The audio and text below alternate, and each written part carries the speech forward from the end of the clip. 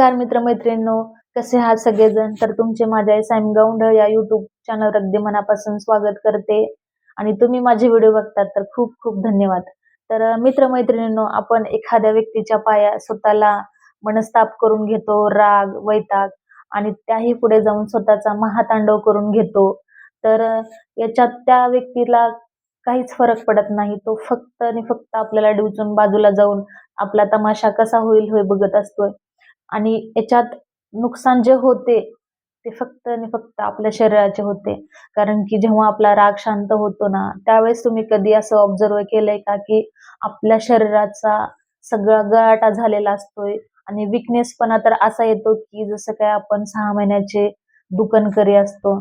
त्याच्यामुळे कुणाच्याही पायात स्वतःला एवढा त्रास करून घेऊन शरीराचं नुकसान करून घेऊ नका. कारण आरोग्य व्यवस्थित असेल तर सगळी जगदुनिया असते आपल्यासाठी. आणि आपला जो स्वभाव आहे हळवा, तो स्वभाव पहिला बदलून टाका.